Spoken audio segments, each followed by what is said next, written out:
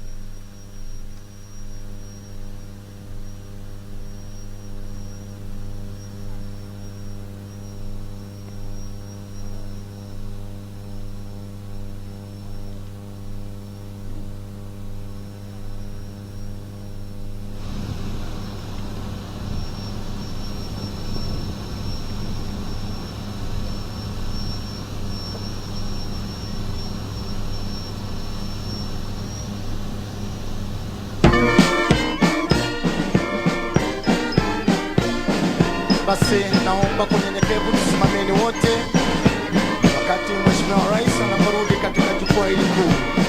Head Commander amemwomba ruhusa kuleta waliofanya bora zaidi katika vitengo mbalimbali, na hapo baadaye kulitembeza gwaride katika mwendo polepole na vile vile mwendo wa kasi.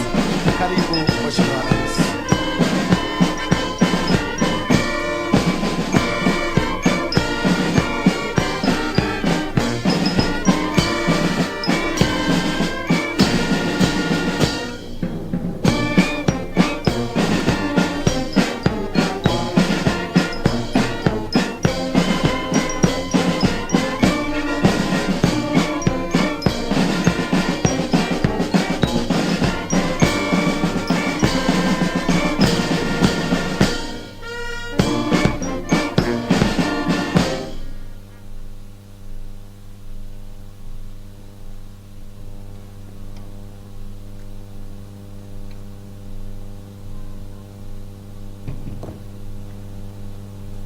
Asante.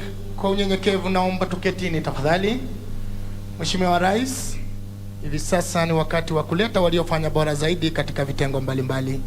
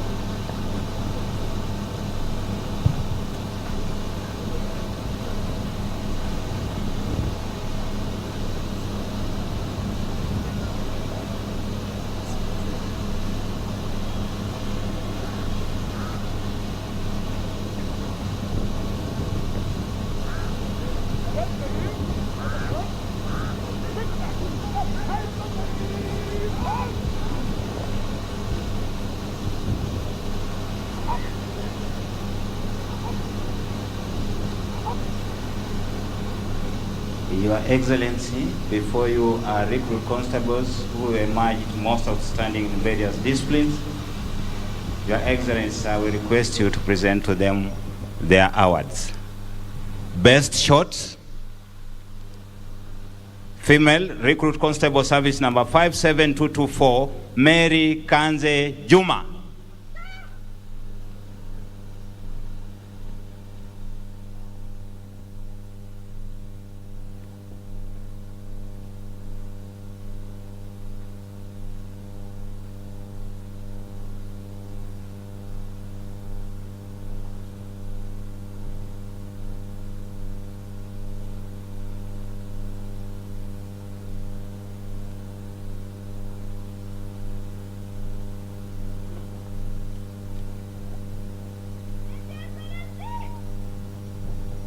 Your Excellency, Best Short Male, Recruit Constable Service number 55113, Sami Kemoi Yego.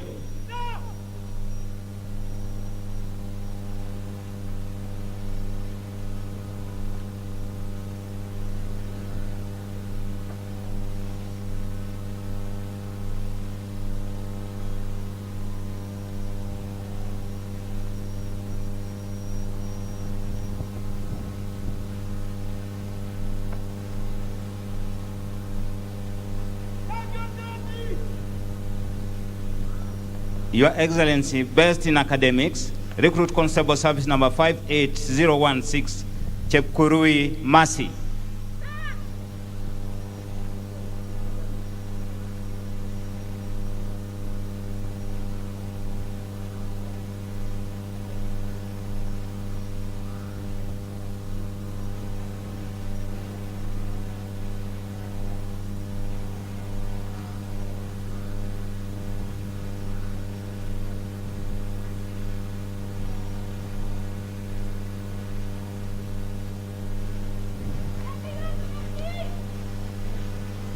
Your Excellency, Best in Turnout, Recruit Constable Service number 57683, Catherine Gadinja Irungu.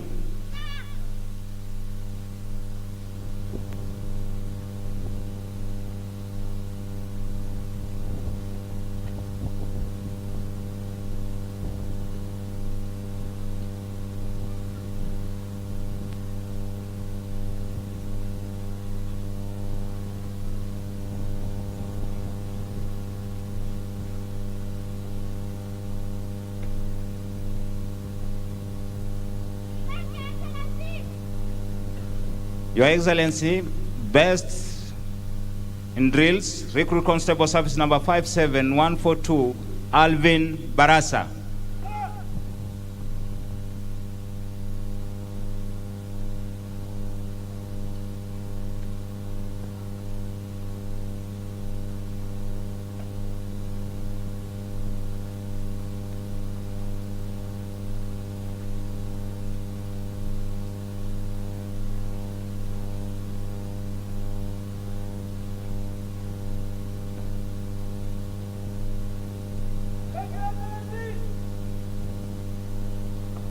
Your Excellency, best all-round, Recruit Constable Service number 55905, Mongare Gillian Nyaosi.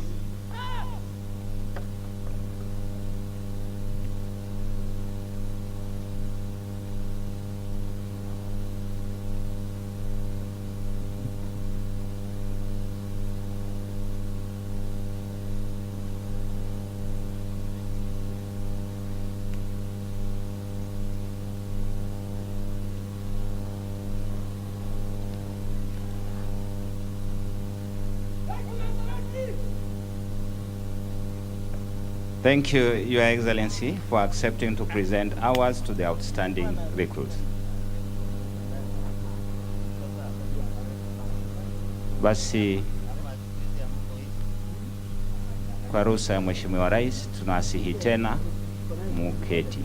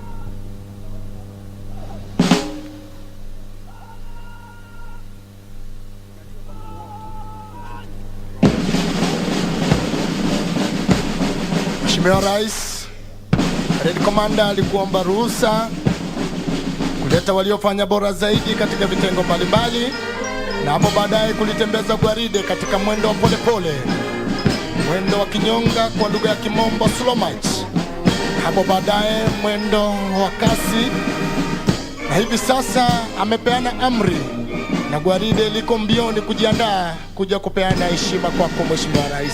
Karibu Amiri Jeshi Mkuu, majeshi yote ya ulinzi.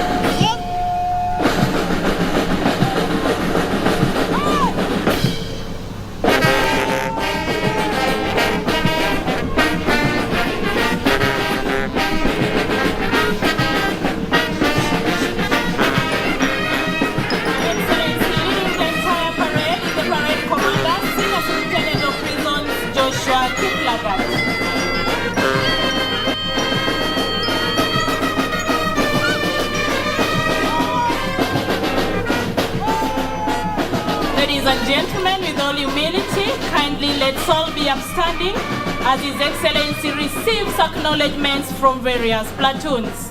Thank you. Your Excellency, leading the entire parade is the parade commander, Senior Superintendent of Prisons, Joshua Kiplagat. He is assisted by the parade RSM, Inspector of Prisons, Mark Nyukuri. The entire parade, Your Excellency, is so composed in 5 companies, and each company has platoons. Every platoon, Your Excellency, is commanded by a prison officer of the rank of Inspector of Prisons and Chief Inspector of Prisons. Enjoy the display, Your Excellency. Karibu.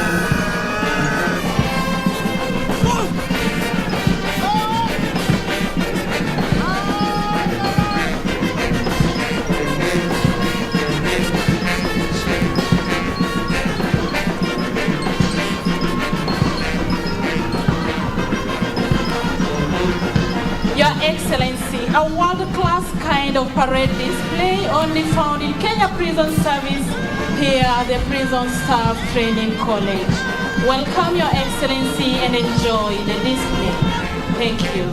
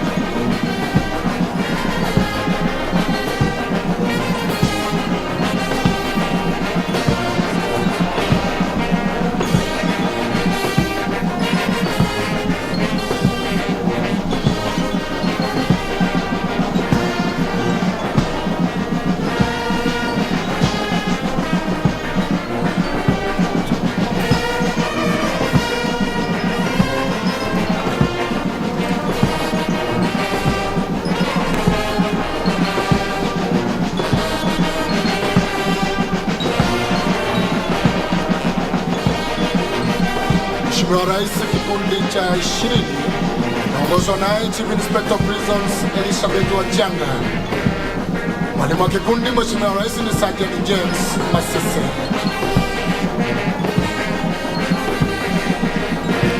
Asante, naomba kwa unyenyekevu tuketini tafadhali.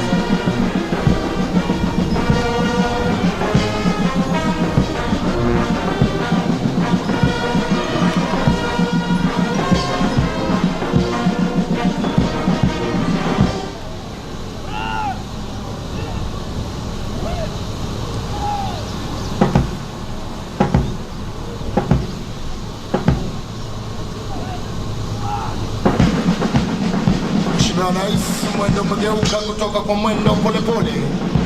Sasa wanatembea kwa mwendo wa kasi kujiandaa kuja kupeana heshima kwako Mheshimiwa Rais. Karibu Mheshimiwa Rais.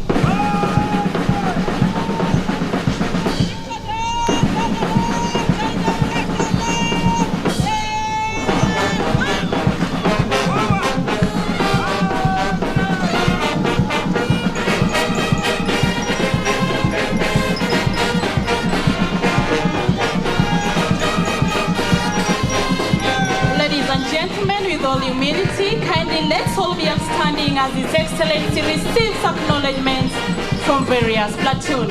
Your Excellency, still leading the entire parade is the parade commander, Senior Superintendent of Prisons Joshua Kiplagat, assisted by Parade RSM, Inspector of Prisons Mark Nyukuri. Your Excellency, the first platoon is under the command of Chief Inspector of Prisons Benjamin Mzeva, assisted by Platoon Instructor Sergeant Amos Krutui. Enjoy the display, Your Excellency.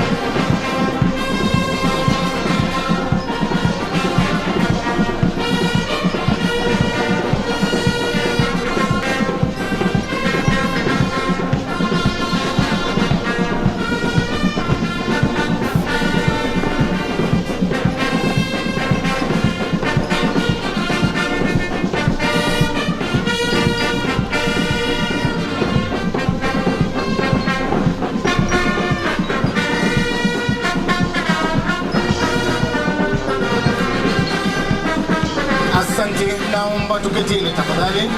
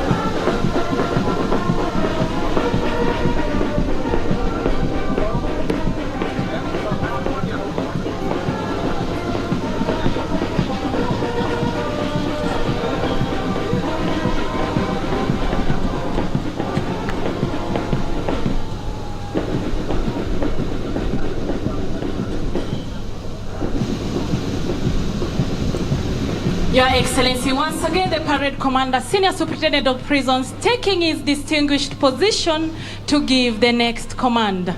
Enjoy the display, Your Excellency. Thank you.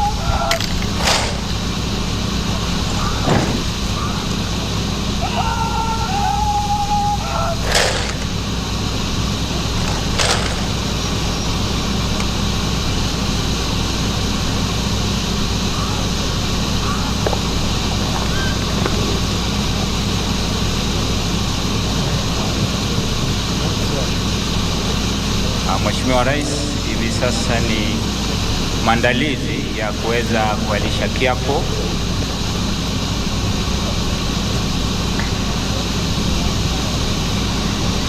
Kiapo kitaongozwa na wakuu wetu wa dini zetu katika idara ya magereza, Muslim, Catholic, Protestant na SDA. Karibu Mheshimiwa Rais.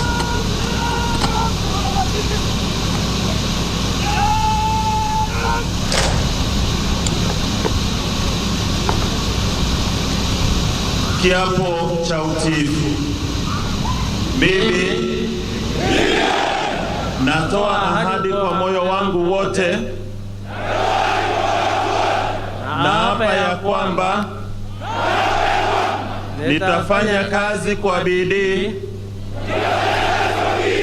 kama afisa wa magereza bila uoga, chuki, shauku wala mapendeleo. Nitakuwa mwaminifu na mtiifu kwa Rais na Jamhuri ya Kenya. Nitatii amri za Rais na maafisa waliowekwa juu yangu na kutii kabisa sheria na amri zinazohusu idara ya magereza zinazotumika kwa wakati huu au zozote zitakazotolewa mara kwa mara.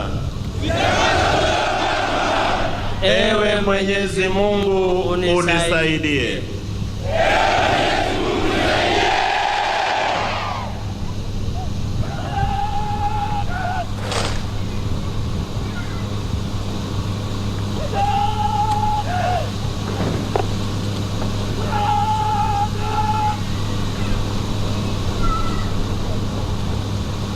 Basi asante sana Mheshimiwa Rais, asante sana viongozi wetu wa dini, Father Kimani, Reverend Gatumu, Pastor Mbati na Mwalimu Abbas.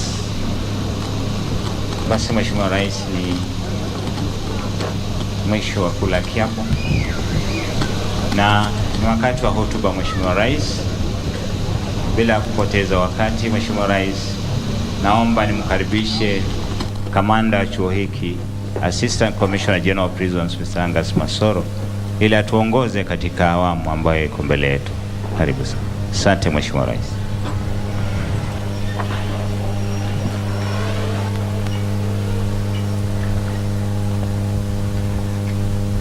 Your Excellency, the President of the Republic of Kenya and Commander-in-Chief of the Defense Forces, the Honorable Cabinet Secretary for Interior and Administration of National Government, the Commissioner General of Prisons, senior government officials, leaders, trainees, ladies and gentlemen. Your Excellency, it gives me great pleasure to welcome you to the Prison Staff Training College to preside over the graduation of 3,795 trainees. These men and women have gone through a 9-month training program and we dedicated to the over 220 class and field instructors who bring them to this level. At this time, Your Excellency, allow me to welcome the Commissioner General of Prisons, Brigadier Retired John Warioba. Thank you, sir.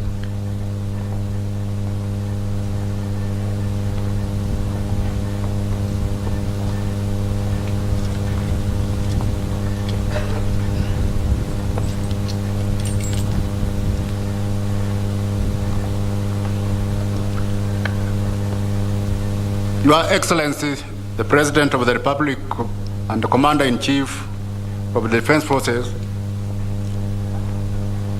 Dr. William Samoei Ruto, the Cabinet Secretary, Minister of Interior and National Administration, Professor Kindiki Kithure, Your Excellency, the Governor of Kiambu, Honorable Kimani Wamatangi, Principal Secretary is present, Members of Parliament present, the Inspector General of Police, invited guests, ladies and gentlemen.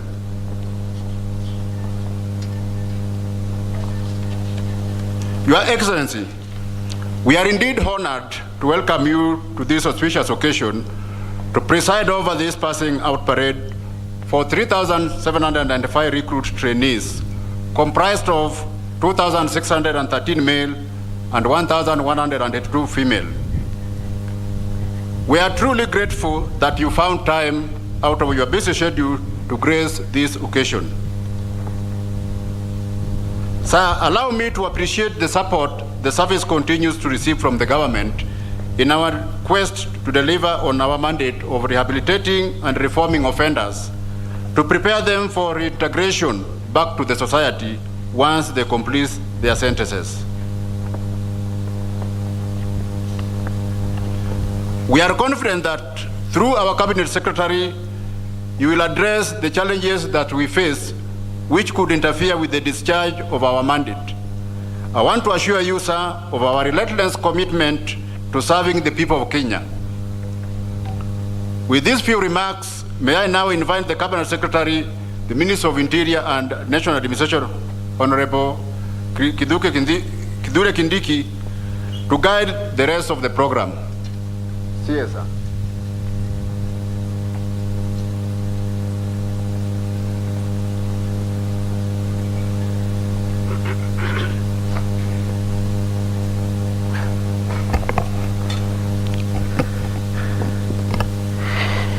Your Excellency, Dr. William Ruto, President and Commander-in-Chief of the Kenya Defense Forces,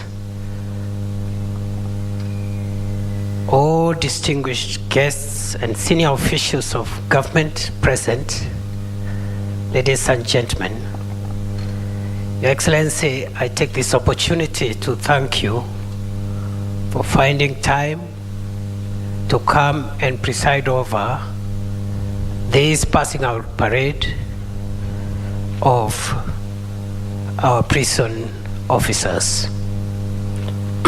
Your Excellency, I take this opportunity to congratulate all the graduates and to wish them well, even as they start their career in this very esteemed Kenya Prison Service and as they serve our country. Your Excellency, sir, we have a few requests to make as the Ministry of Interior and National Administration. The first, Your Excellency, sir, we are facing a congestion problem within our prisons. We therefore request you, sir, in exercise of the powers conferred upon you by the Constitution of our country regarding the power of mercy, to approve the request which is before you so that we can have those that qualify for presidential pardon, whether they are serving short-term or long-term sentences, can be set free, and that will go a long way, Your Excellency, in decongesting our prisons. Secondly, Your Excellency, the Ministry of Interior and National Administration, through your leadership and guidance, will be seeking further review of the Prisons Act, Cap 90 of the laws of Kenya, as well as the prisons and correctional services policy of our country. And we request you to support us even as we work through the structures within cabinet which you chair, so that we can modernize and improve our legislative and policy framework in this sector, so that we can align it with the changing times regarding correctional services. Your Excellency, sir, thirdly, we request you to facilitate the ongoing engagement between the Ministry of Interior and National Administration and the ministry responsible for lands, physical planning, housing, and urban development, so that we can get title deeds for our various prison parcels of land. Right now, we have numerous prison land parcels that do not have title deed, and some of this land has been encroached on by land grabbers. And therefore, we request you, sir, to facilitate that ongoing engagement under your leadership, so that every prison land can get a title deed in the shortest time possible. Your Excellency, sir, fourthly, we request you again under your leadership to facilitate the ongoing engagement between the Ministry of Interior and National Administration and the Ministry for Agriculture and Livestock Development to assist us to mechanize our prison farms so that we can increase productivity and make use of large tracts of arable land measuring up to 22,000 acres scattered across this country in 121 parcels of land. We believe, Your Excellency, mechanization of our farms will improve production and contribute to the country's quest for national food security. Your Excellency, sir, the Kenya Prison Service, especially the staff, continue to face acute shortage of housing and other amenities and infrastructure. Through your leadership, we intend to use the public-private partnerships arrangement so that we can attract investors and other partners who can help us modernize our infrastructure and provide dignified housing for our staff, and even the prison facilities can be upgraded through the PPP model, which you have asked us to explore. Again, we'll be presenting to you the request for partnerships for infrastructural development. Your Excellency, finally, this sector, the security sector generally, continues to improve the terms and conditions and welfare of our staff, and therefore we urge you again to help us even as we try to improve the welfare of our Kenya Prison Service officers, and also to address the issues of their career progression and promotion, as we will be presenting proposals to you again for your concurrence and approval. Your Excellency, I now, before I invite you, would like to reaffirm and reiterate the vision of the Ministry of Interior and National Administration, not only to modernize the security sector through a better and professional services within the sector, but also through improving the equipment and tools of work available to our various officers in the various formations within the security sector.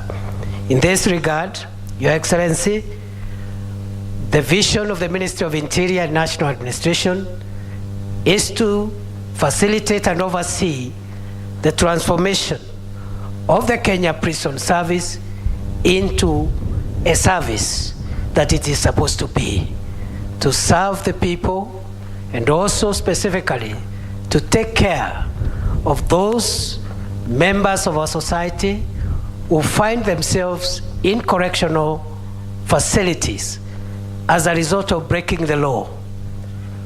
The ministry, and indeed the prison service, believes that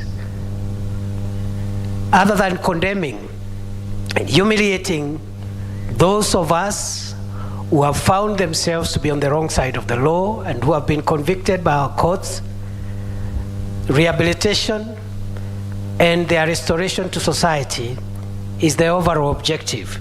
In this regard, we believe in the fair and humane treatment of our prisoners, and we will be working again under your leadership and guidance to ensure that we improve on the treatment of offenders, including remandees and prisoners who have been convicted by our courts, to make sure they develop and acquire useful skills and that they are able to reintegrate with society upon release, so that prison should not be seen as a place for condemnation and radicalization of offenders, but should be seen as a place for restoring and rehabilitating our fellow citizens who have found themselves in prison or in remand because of the criminal justice system and the law of our country as required.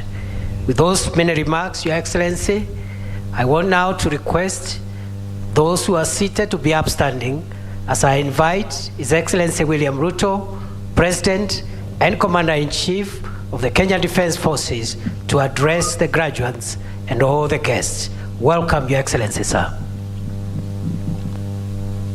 Thank you very much. Those who have seats, please take your seats. Cabinet Secretary for Interior, other Cabinet Secretaries, Principal Secretaries,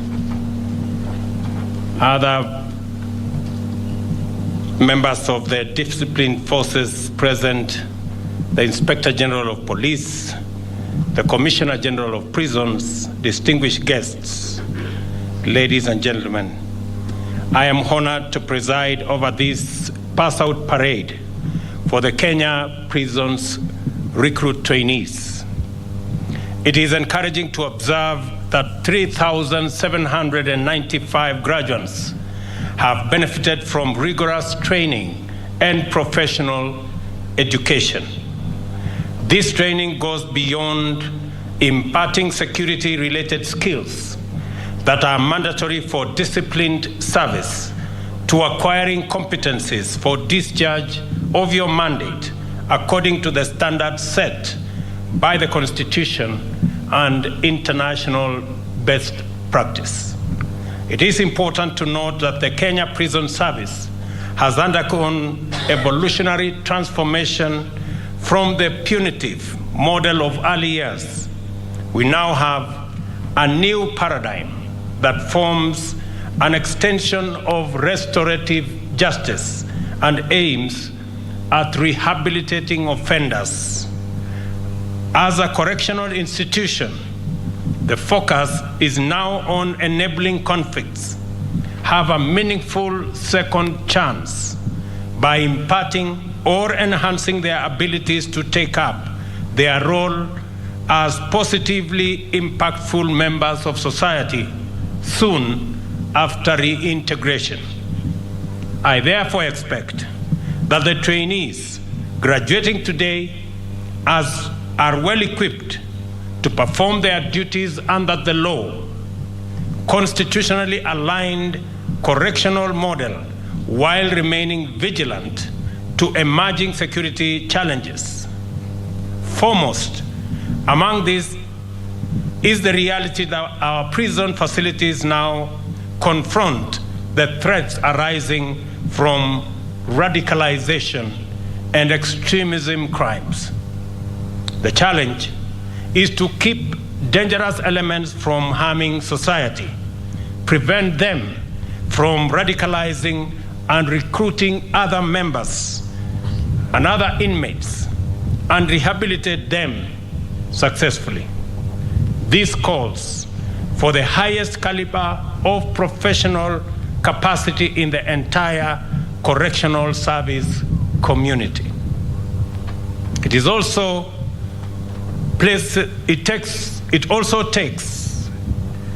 also places immense pressure on prison security officers to effectively secure correctional facilities and retain inmates without resorting to human rights abuses or violence and violation of professional standards. The government of Kenya is committed to performing its role in full to support the Kenya Prison Service in discharging its mandate. To begin with, it is time to undertake a review of the Prisons Act Cap 90 of the laws of Kenya and realign it with the Constitution, and to provide a framework for the effective enhancement of the terms and conditions of service of its disciplined officers. And I undertake that my administration will ensure that we review the law and provide the opportunity for a professional correctional service. And we also wanted to create conditions for effective uptake of new approaches, technologies, and professional skills. I also see a great need to undertake long overdue improvement, expansion, and modernization of prison assets. To do this, we must explore modalities of effecting constitutional, operational, professional, and welfare improvements similar to those experienced in other disciplined forces since the promulgation of the Constitution in 2010. Moreover, rapid expansion and modernization of facilities is similarly overdue, even as other avenues to reduce prison populations are explored. The private-public partnership model for delivering affordable housing will be extended to provide much-needed infrastructure to increase prison capacity and improve the residential and social amenities of prison security personnel. This will be a priority uptake of the Ministry of Housing, and I encourage the Ministry of Interior to work with the Ministry of Housing so that we can deliver to the almost 27,000 prison officers who currently live in deplorable conditions or no housing at all. We are also committed to support the correctional service in imparting skills and competencies, as well as preparing inmates for eventual release and successful reintegration. One principal mechanism is the celebrated Kenya Prisons Enterprise, which continues to provide a model for effective skills development and entrepreneurial mentorship. The high quality of the products in the enterprise's showrooms clearly demonstrates the tremendous potential for inmates to discover redemption and seize another chance to become decent, law-abiding, and productive citizens at the end of their sentences. It will be useful to explore ways in which Kenya and the Kenya Prisons Enterprises can be supported to anchor this fundamental mandate of the Kenya Prison Service of engaging youth and women in wealth creation in 31 trade skills and transforming it into a business model that can offer value addition, skills transfer, entrepreneurship training, and product diversification to enhance overall business competitiveness. Similarly, the prison farms will venture strongly into mechanization, and I want to announce that the government of Kenya is going to provide 1 billion shillings for the mechanization and modernization of equipment to be used in our prison farms and additionally utilize other farming technologies to impart modern techniques to inmates while ensuring that the prisons are self-sufficient. There is no reason that our prison community cannot engage and motivate its members to employ skills and technologies optimally, such that they can even supply surplus produce to the rest of the Kenyan community. It is expected that 10,000 acres of prison land will be mechanized in next year's program, so that we can use our prison facilities to produce food in our quest to ensure there is sufficient, affordable food as we journey towards a food-secure nation and reducing the cost of living in our society. I say this because the promise is already in evidence.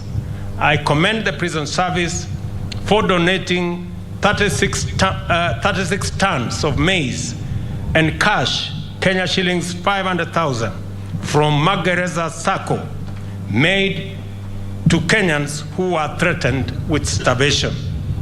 I want to thank you for this gesture, and may the Almighty God bless you. Another critical field in which our prison service can make a huge contribution is the Greening Kenya and the climate change program.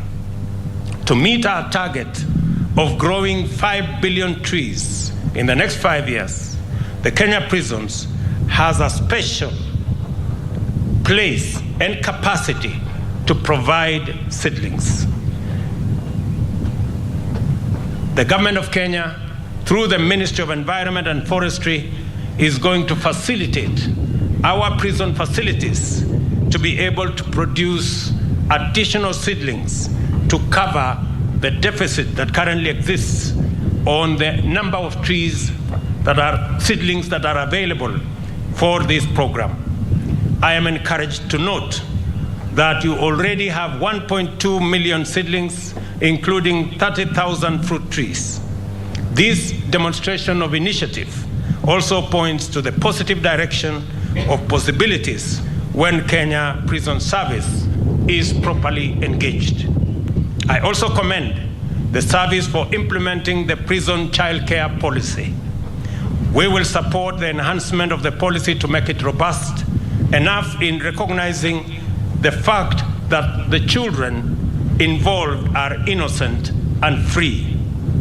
We must, as a matter of justice, do all we can to make sure that their lives are not adversely impacted in their formative years owing to their mother's incarceration. To the graduates, you need no reminding of the high office that you will assume after completing your training and the immense responsibility that comes with the oath of office that you have sworn to.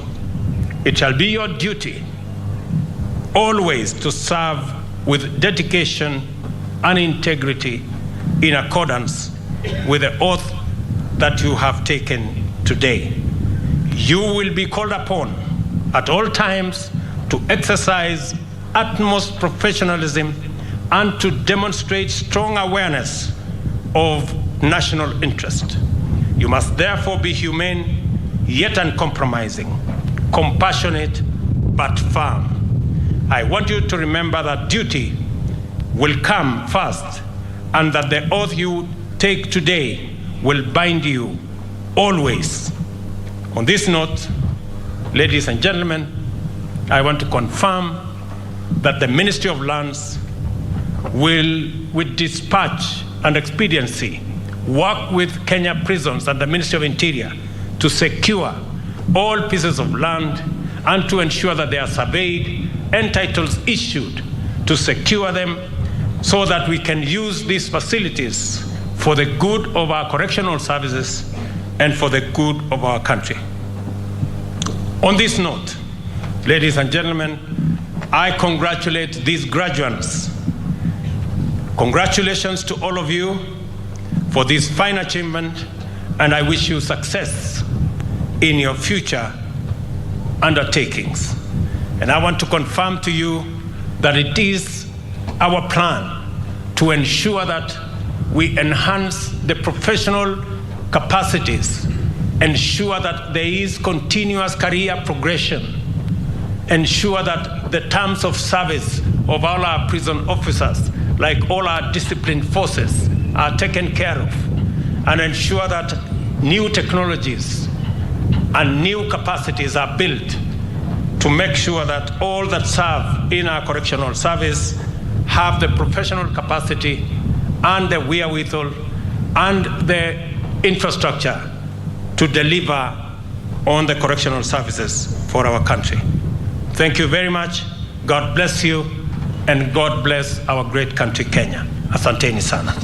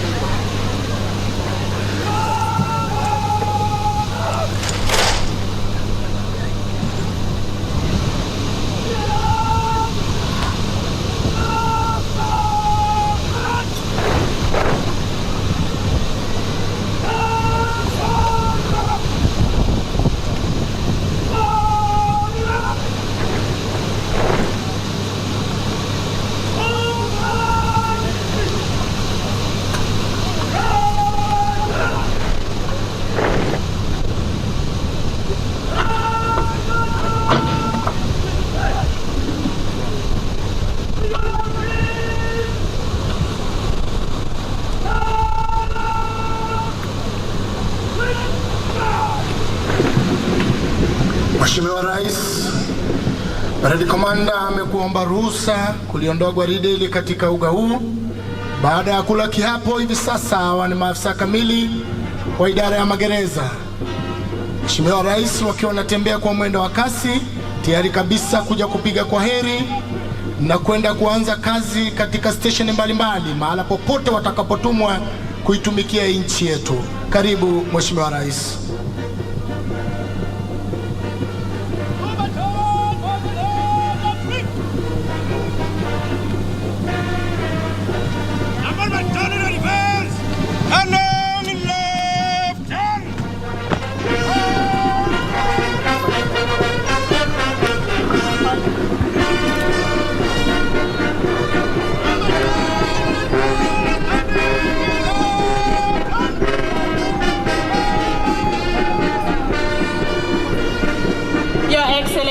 Presenting to you the newest prison officers in the country.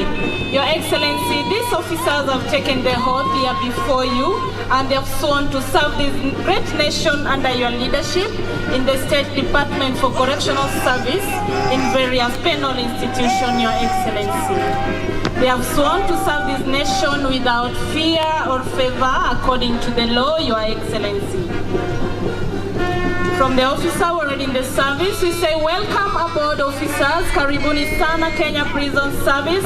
Let us build this nation together. Let us reform and rehabilitate offenders together and beef the security of our motherland, Kenya. Karibu sana, Your Excellency.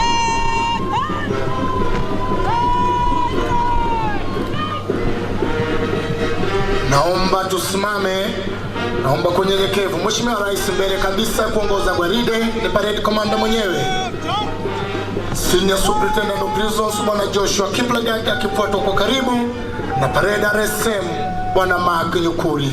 Kikundi cha kwanza Mheshimiwa Rais kinaongozwa naye Chief Inspector of Prisons Benjamin Sefa. Karibu Mheshimiwa Rais.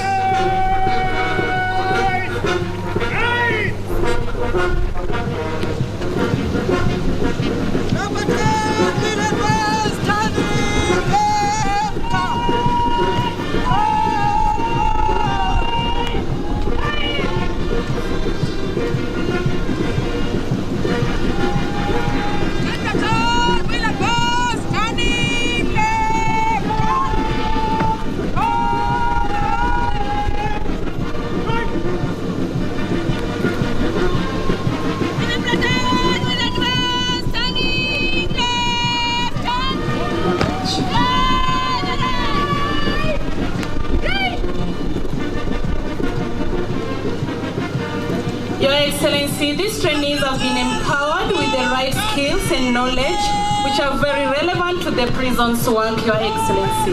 They have been taken through, among other key areas, Chapter 4 of the Constitution of Kenya 2010 in matters of human rights and standard minimum rules, which will enable them, Your Excellency, to observe and uphold these rights during their service delivery, Your Excellency. Your Excellency, the comprehensive experience in endurance that these trainees have received from the physical fitness training and drills has also played a key role in the grooming of these focused, alert and confident officers before you, Your Excellency. We tell you officers, welcome aboard. Let us serve the nation together. Let us beef up the security of this great nation together under the leadership of His Excellency, the President of this great nation, William Samoei Ruto. Karibu, Your Excellency, and enjoy the display, Your Excellency. Thank you.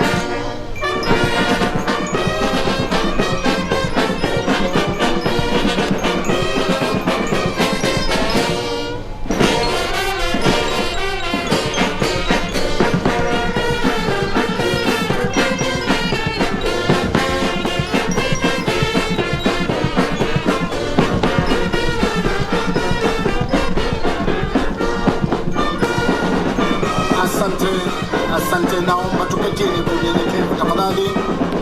Mheshimiwa Rais, bendi ya magereza ikiondoka uwanjani ikiongozwa mbele kabisa na Drum Major Senior Sergeant Catherine Fizo na vile Drum Major Reginald Omburo. Band Director Mheshimiwa Rais ni Inspector of Prisons Mwana Moses Kamau. Mheshimiwa Rais,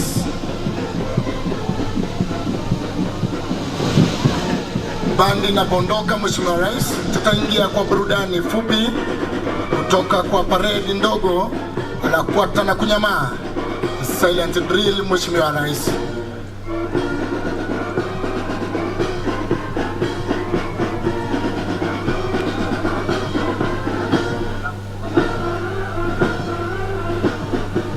hivi sasa Mheshimiwa Rais, parade commander Senior Superintendent of Prisons Bwana Joshua Kiplagat anakuja kufunga kazi rasmi mbele yako Mheshimiwa Rais.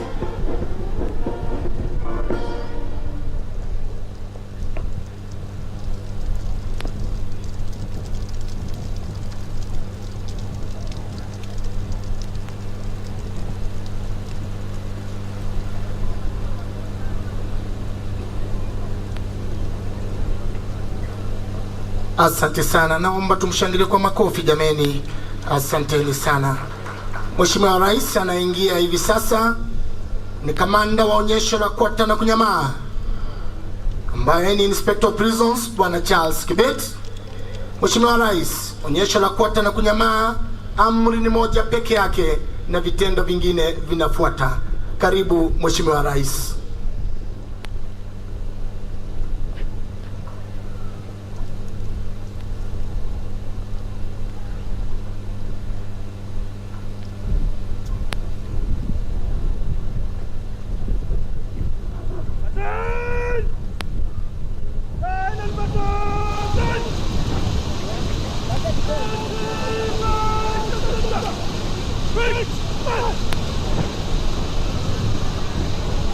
Mheshimiwa Rais, hivi sasa amri imetoka, wakiwa wanaingia kutoka pande mbili ya jukwaa kuu la mgeni wetu wa heshima, upande wa kushoto na vile upande wa kulia. Mheshimiwa Rais, wakiwa wanatembea kwa mwendo wa kasi sana Mheshimiwa Rais, wakiwa wanaendelea na vitendo mbalimbali ikiwemo change arms, secure arms, recover arms, flop arms, cant arms, short trail arms, trail arms. Mheshimiwa Rais, present arms, baadhi ya vitendo ambavyo vinaendelea wakiwa wanavifanya kimya kimya. Mheshimiwa Rais, amri ni moja peke yake. Mheshimiwa Rais, karibu Amiri Jeshi Mkuu wa majeshi yote ya ulinzi.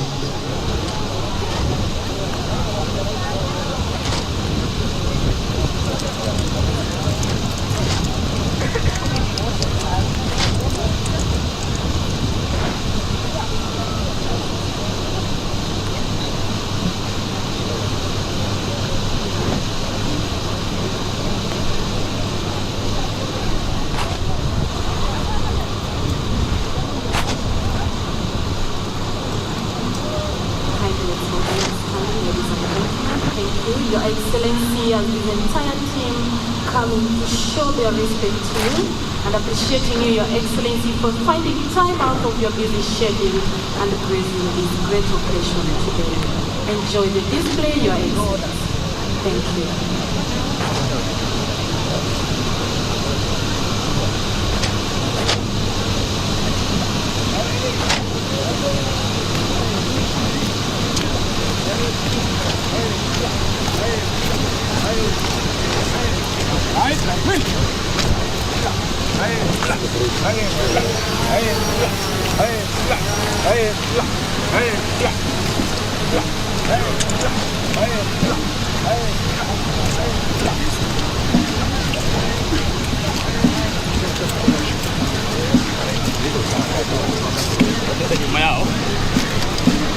Light wheel, nyuma yao.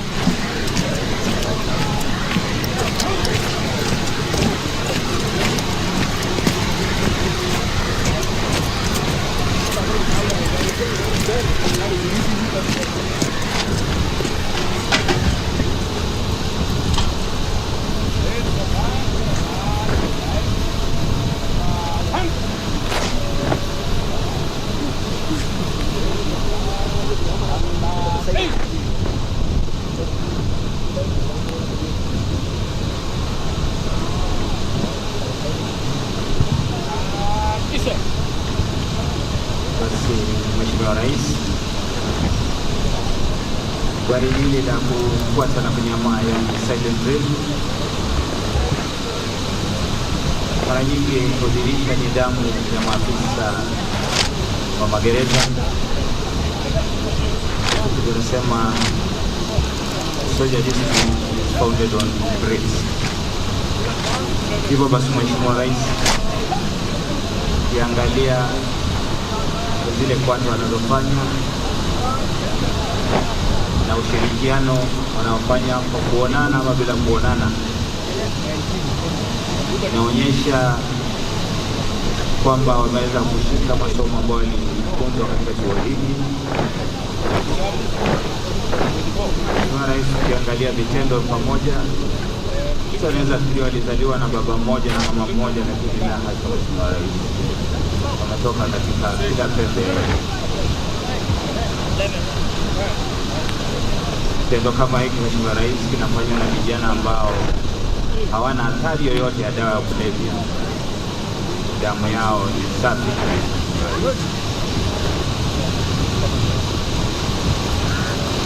Ukiangalia, Mheshimiwa Rais, wanaigawa kwenye vikundi.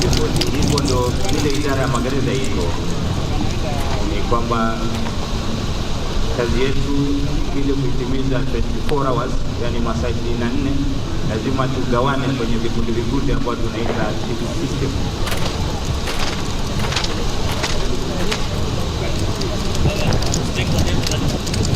Hivyo basi wanatengeneza mtiririko mitatu ikiashiria the station level, yani kule mashinani, regional level na prison headquarters, ambao ndio vitengo vikuu ambao tunatumia kufanya kazi. Mheshimiwa Rais,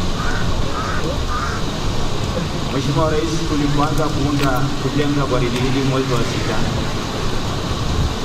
rangi ya manjano ni mojawapo ya rangi tunazotumia katika idara ya magereza, na hatukuelewa kwamba itafika wakati tukifanya hii parade, rangi hii ikiingiana na rais wetu wa 5 wa Kenya, rangi anayependa zaidi. Mheshimiwa Rais,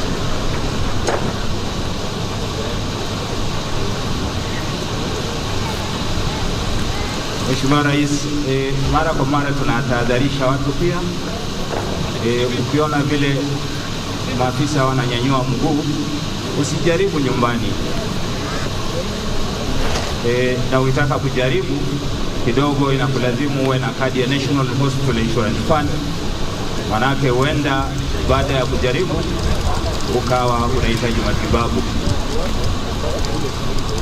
Basi Mheshimiwa Rais, vijana hawa ni kati ya miaka ya 18 na 24 hapo, ili kuweza kufanya silent drill kwa njia rahisi.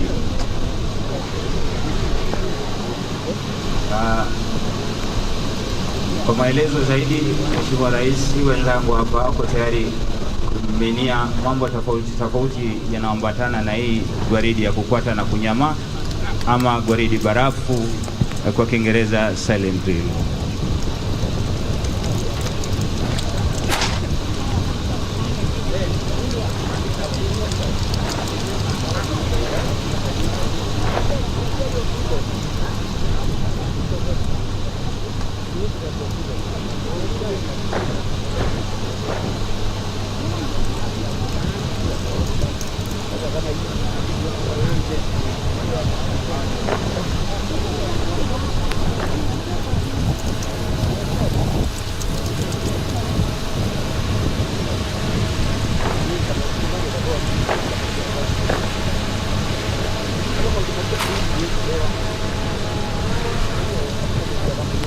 Mheshimiwa Rais hivi sasa wako katika vikundi vitatu wakiwa na bunduki aina G3. Mheshimiwa Rais,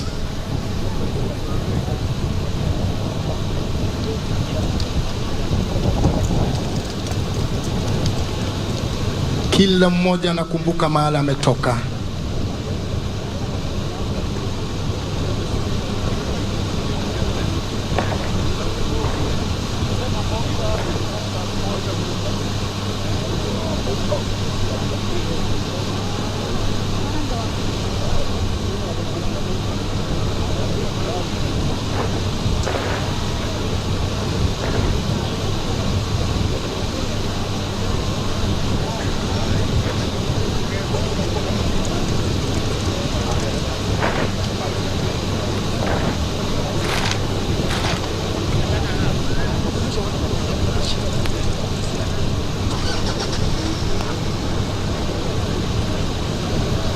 Your Excellency, these trainees are now fixing the bayonet,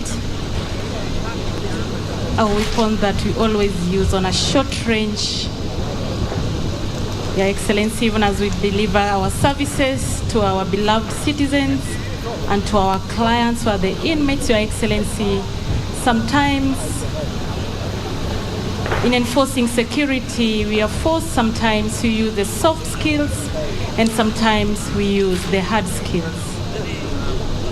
And sometimes, Your Excellency, for these trainees to be able to show this kind of display, it called for a lot of cooperation between them and the trainers, Your Excellency. It also called for high standard of discipline, one that they showed so much throughout the 9 months training, Your Excellency. There are also flexibility in terms of receiving the instruction that they got every now and then from the instructors, Your Excellency. A world class of display that is always only prepared for you, Your Excellency, and for the distinguished guests who are already here with us, Your Excellency, are only lucky to view this kind of display because you are here with us, Your Excellency. And so we thank you so much, Your Excellency, for finding time to be here today with us, Your Excellency. Enjoy the display, Your Excellency. Thank you.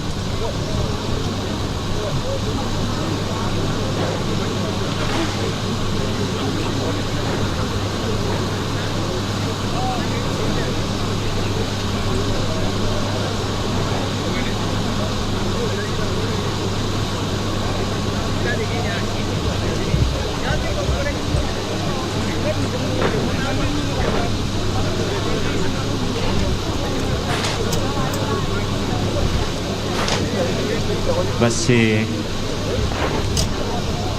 Mheshimiwa Rais, vile unavyowaona lugha yao na bunduki zinaelewana. Bunduki inasikiza lugha yao.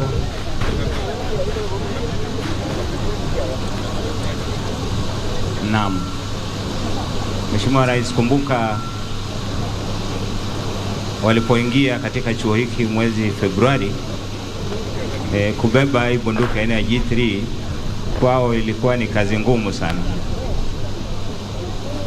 Sasa hivi wanaichezea kama mwiko tu.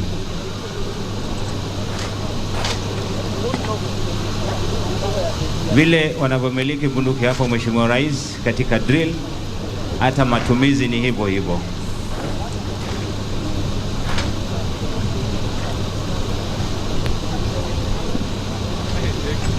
Chini kule ameweka patisi ambazo ni nyeupe na ni ishara ya amani.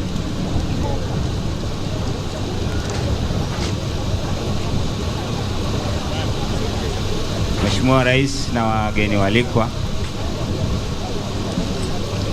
namna ya kubeba bunduki inatofautiana katika nchi mbalimbali na pia katika shughuli mbalimbali. Ile mwenzangu alieleza kuwa ni shoulder arms, ni mara nyingi hutumika wakati askari wako katika msafara, na ile umeona akibadilisha hapo ni namna ya kubadilisha ili kupumzisha mkono wakati msafara ni mrefu.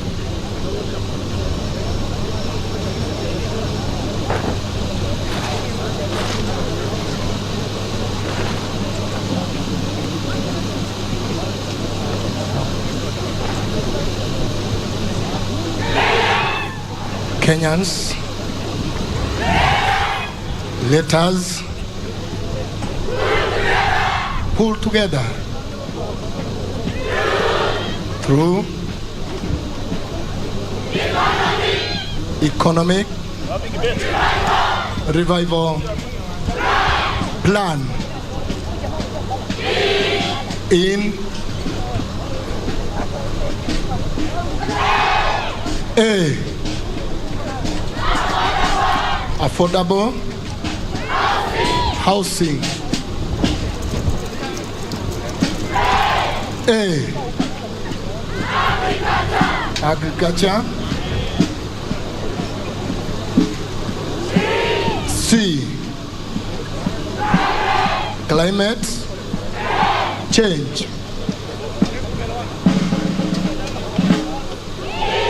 E.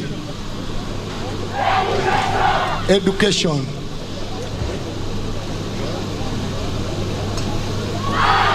R. Rule of law.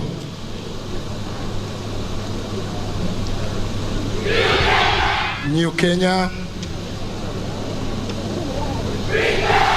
With God, all is possible. Peace. Love, Mheshimiwa Rais.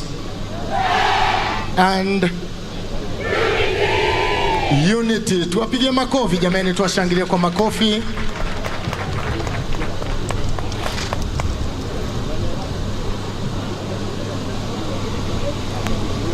Hivi sasa Mheshimiwa Rais, bendera 3 zinapepea juu angani, bendera ya taifa, bendera ya Jumuiya ya Afrika Mashariki na vile vile bendera ya idara ya magereza. Naomba tusimame tafadhali.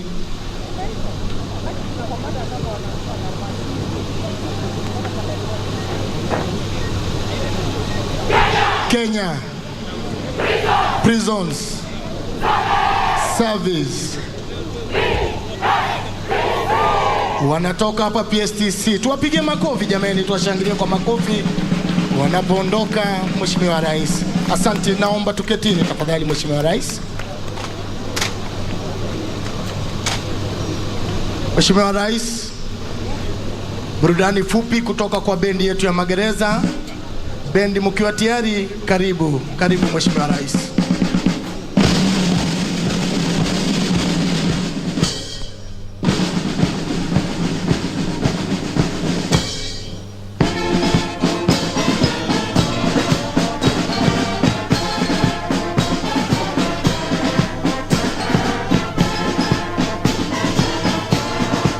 Mheshimiwa Rais, wimbo wa kumsifu Mwenyezi Mungu haikuwa rahisi. Karibu Mheshimiwa Rais.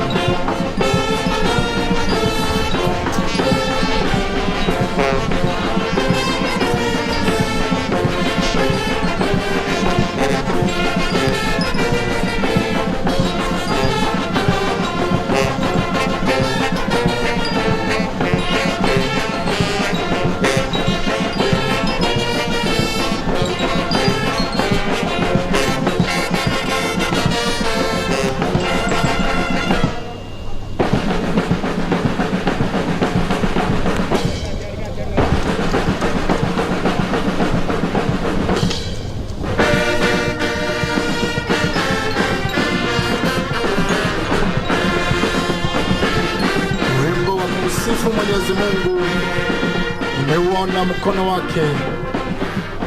Karibu Mheshimiwa Rais.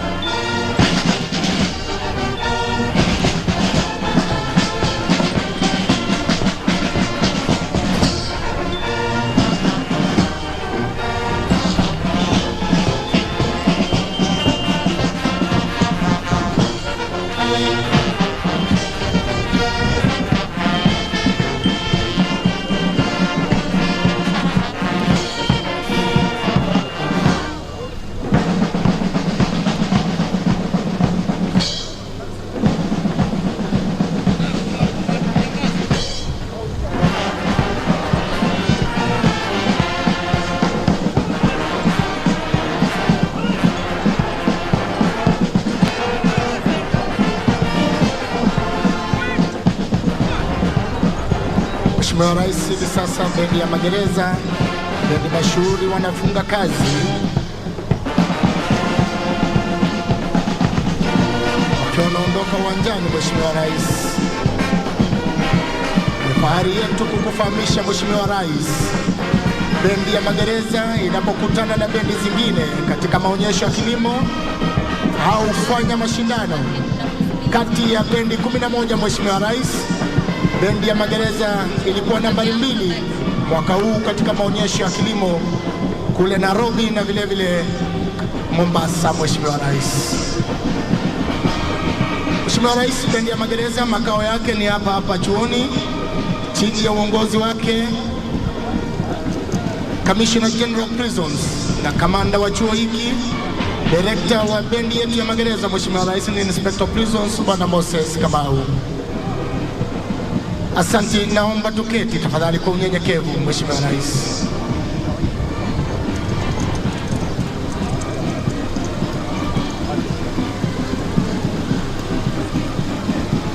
Basi Mheshimiwa Rais, ni maandalizi ya kuweza kupigwa picha. Mheshimiwa Rais, picha ambayo itakuwa ya kumbukumbu kubwa katika chuo hiki na katika idara mzima ya magereza. Picha ya kwanza itakuwa inawashirikisha walimu ambao wamekuwa wakishiriki katika kuwafunza wanafunzi na ambao walikuwa wanasaidiana na commanders, na picha ya pili itakuwa kuhusu commanders. Basi tunaomba ketini kwa viti zetu.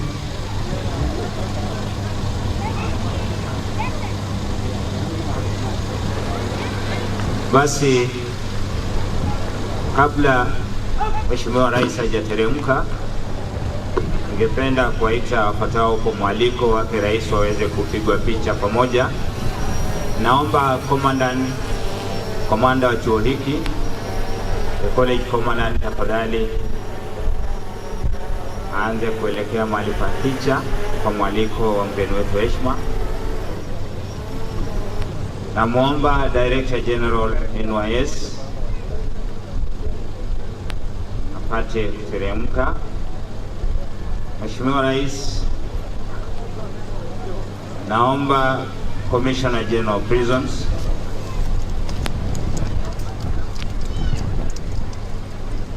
naomba Inspector General of Police,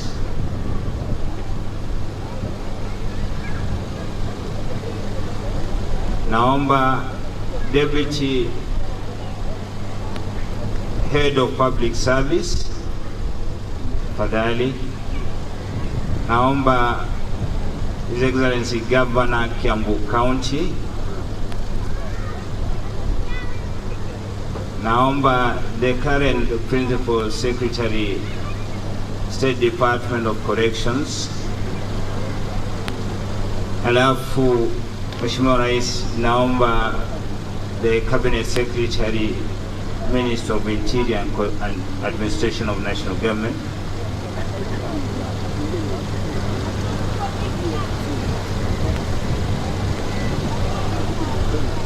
Na kwa unyenyekevu mkubwa ahadi, naomba Mheshimiwa Rais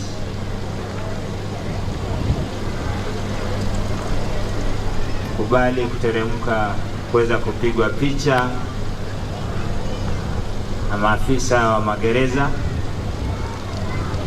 Asante sana Mheshimiwa Rais kwa kuweza kukubalia kuweza kupigwa picha nawe, picha ambayo tabaki kama kumbukumbu kubwa, sio tu katika chuo hiki, lakini ni kwa idara mzima ya magereza.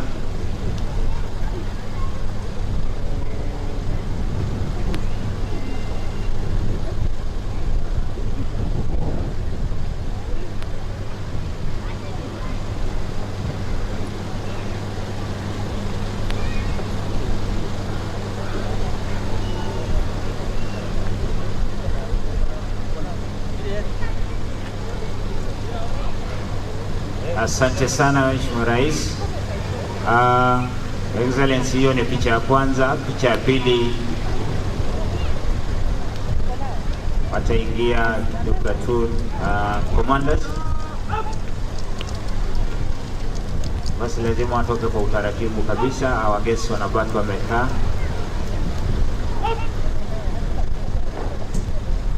Basi sasa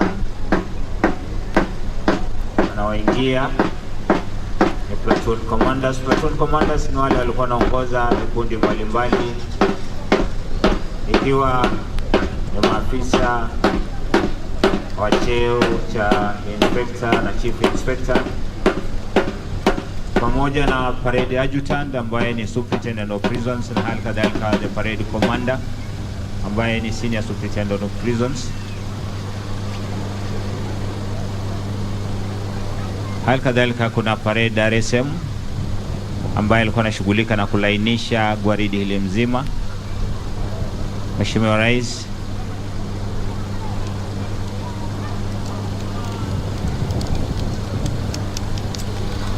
basi washapeana heshima. Sawa.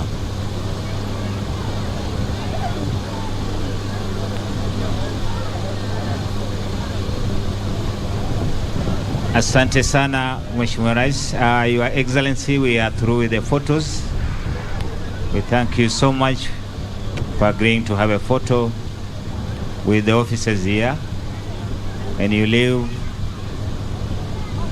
may the Almighty God be with you. My colleague Naomi will give you the last words for leaving this field. Thank you so much, Your Excellency, for visiting Kenya Prison Service here at the Prison Staff Training College. We feel so much honored. We are so much humbled that you took your time to be here today with us.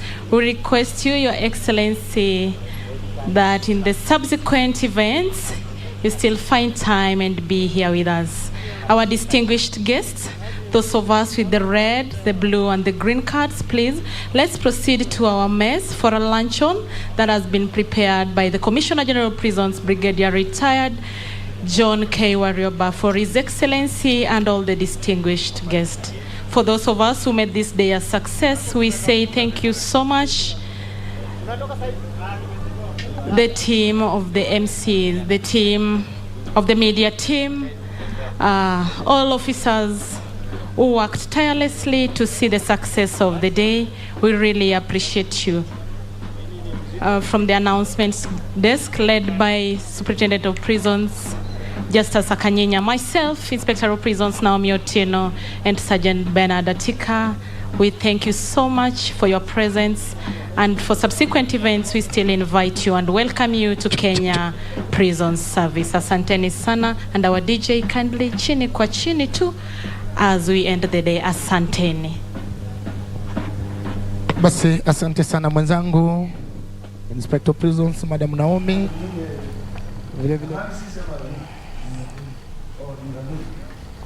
Good afternoon. The pictures coming to you live on your screen are from the Ruiru, the Kenya Prisons Service institution, where we have witnessed the passing out of the recruits from the institution. President William Ruto has presided over the passing out for the 45th parade at the Kenya Prisons Institution in Ruiru. Earlier on, we have seen he was accompanied by Interior Cabinet Secretary Kindiki Kithure, and President William Ruto has committed to work with the recruits and the Kenya Prison Service in general in executing their mandate. This, as earlier on, we are expecting President William Ruto to make his way to the National Defense University in Lanet, where he is expected to preside over the passing out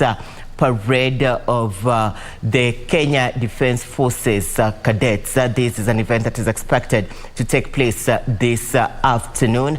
Earlier on, President William Ruto also presided over the swearing in of principal secretaries. President William Ruto settled for 51 principal secretaries, and among these, 3 are from the previous government, ones that worked with his predecessor, Uhuru Kenyatta. President William Ruto committing to ensure that each and every Kenyan feels comfortable, and also is working to ensure that the economy of the country is improved at all levels. This is coming at a time that he recently launched the Hustler Funds to ensure that the low-income earners in the country are able to access loans. This in line with his vision to ensure that each and every Kenyan is able to come up with a project that will be able to improve his livelihood. President William Ruto has also been at the fore to urge Kenyans to put politics aside and focus on national unity and development. This as the country is gearing to ensure prosperity in line with infrastructure, and also to ensure improved education system, and also to ensure improved security. You're watching KBC Channel 1. We have updates for you. Remember, World Cup Eco KBC, and we'll be letting you know on the latest developments live from Qatar. My colleagues Karen Kibet and Daniel Wahome are in